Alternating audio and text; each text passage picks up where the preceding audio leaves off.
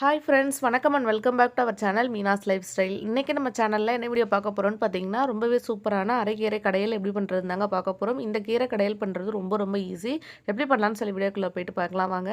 First நம்ம கீரை கடையல் பண்ணுறதுக்கு நான் பருப்பு எடுத்திருக்கேன். அதை நல்லா வாஷ் பண்ணிவிட்டு தண்ணி கொஞ்சம் சேர்த்து வச்சுருக்கேன். இது கூடவே ஒரு பெரிய சைஸ் தக்காளி, அப்புறம் ஒரு 10 பல் போல் பூண்டு, 2 பச்சை மிளகாய் சேர்த்துக்கிறேங்க.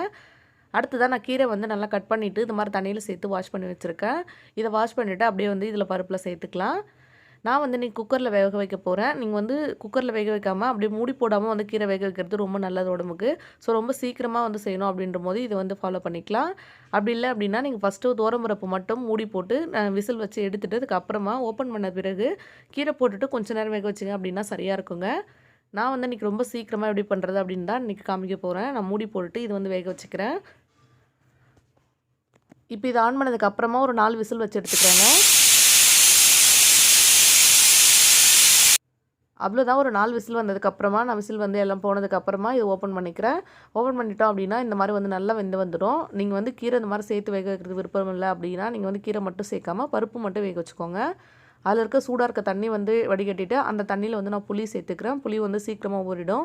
பருப்பு வந்து சேர்க்கும்போது எப்போது நீங்கள் இந்த மாதிரி வந்து சுடுதண்ணியில் ஊற வச்சிங்க அப்படின்னா ரொம்ப ஈஸியாக வந்து ரெடி ஆகிடும். நம்ம புளி வந்து ஊற வைக்க மறந்துட்டோன்ற பட்சத்தில் நீங்கள் இந்த மாதிரி பயன்படுத்திக்கலாம். அடுத்ததாக வந்து ஒரு மண் சட்டியில் நம்ம எடுத்து வச்சுருக்க கீரையும் பருப்பும் சேர்த்துட்டு இந்த மாதிரி வந்து கடைஞ்சி எடுத்துக்கிறேன். கூடவே வந்து கீரைக்கு தகுந்த மாதிரி உப்பு சேர்த்துக்கோங்க. உப்பும் சேர்த்து ஒரு தடவை கடைஞ்சதுக்கப்புறமா நம்ம புளி வந்து ஊற வச்சோம் இல்லையா, அது வந்து இப்போ நல்லா ஊறியிருக்கோம். அதை வந்து இதில் சேர்த்துக்கலாம். முன்னாடியே வந்து ஊற வைக்கிறதுக்கு மறந்துட்டோம் அப்படின்னா அந்த மாதிரி சுடுதண்ணில் சேர்த்துக்கோங்க. இந்த டிப்ஸ் வந்து ஃபாலோ பண்ணி பாருங்கள்.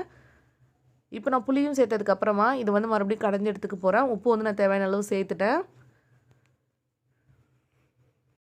நீங்கள் வந்து கீரைக்கு இன்னும் தண்ணி சேர்க்கணும் அப்படின்னா நீங்கள் அந்த சூடான தண்ணி இருக்குல்ல அதை சேர்த்துக்கலாம். அடுத்ததாக வந்து ஒரு கடாயில் நான் எண்ணெய் சேர்த்துருக்கேன். எண்ணெய் நல்லா சூடானதுக்கப்புறமா 2 வரமிளகாய் கூடவே வந்து கொஞ்சம் கடுகு சேர்த்து இதெல்லாம் நல்லா பொரிஞ்சதுக்கப்புறமா கொஞ்சமாக வடகம் சேர்த்துக்கிறேன். கீரையில் வந்து வடகம் சேர்த்து தாளிச்சிங்க அப்படின்னா டேஸ்ட் வந்து ரொம்ப ரொம்ப சூப்பராக இருக்கும். நீங்கள் கண்டிப்பாக ட்ரை பண்ணி பாருங்கள். இதெல்லாம் வந்து இப்போ நல்லா வறுபட்டு வந்ததுக்கப்புறமா நம்ம கடைஞ்சி வச்சுருக்க கீரையில் இதை கொண்டு போய் சேர்த்துடலாம். அவ்வளோதான், ரொம்ப சிம்பிளாக வந்து கீரை கடையில் ரெடி பண்ணிடலாங்க. இது பாருங்கள் எவ்வளோ சீக்கிரமாக ரெடி பண்ணிடலாம் அப்படின்னு. நம்ம சாம்பார் வைக்கிறத விட இது நேரம் வந்து ரொம்ப குறைவாக தான் ஆகும். கண்டிப்பாக நீங்களும் இதை மாதிரி செஞ்சு ட்ரை பண்ணி பாருங்கள். இப்போ வந்து இது நல்லா பொரிஞ்சு வந்துடுச்சு. இது வந்து நான் கீரையில் சேர்த்துக்கிறேன். அவ்வளோதான், ரொம்பவே சிம்பிளான கீரை கடையில் வந்து ரெடி ஆகிடுச்சு. இப்போ வந்து நம்மளுடைய தாளிப்பும் ரெடி ஆகிடுச்சு. அடுத்தது நம்ம கீரை வந்து வேறொரு பவுலில் மாற்றிக்கலாம். அது வந்து மண் சட்டியில் இருக்கிறதெல்லாம் மாற்றிக்கிறேன். மாற்றினதுக்கு அப்புறமா நம்ம தாளித்து வச்சுருக்கிறது சேர்த்தோம் அப்படின்னா ரொம்பவே சிம்பிளாக நம்மளுடைய கீரை கடையில் வந்து ரெடி ஆகிடுச்சுங்க. நீங்கள் கண்டிப்பாக இதை ட்ரை பண்ணி பாருங்கள். உங்களுக்கு வந்து இது ரொம்ப ரொம்ப பிடிக்கும். இந்த ரெசிபி பிடிச்சிருந்தது அப்படின்னா அந்த ரெசிபிக்கு ஒரு லைக் கொடுங்க. நம்ம சேனலை வந்து சப்ஸ்கிரைப் பண்ணிக்கோங்க. தேங்க்யூ.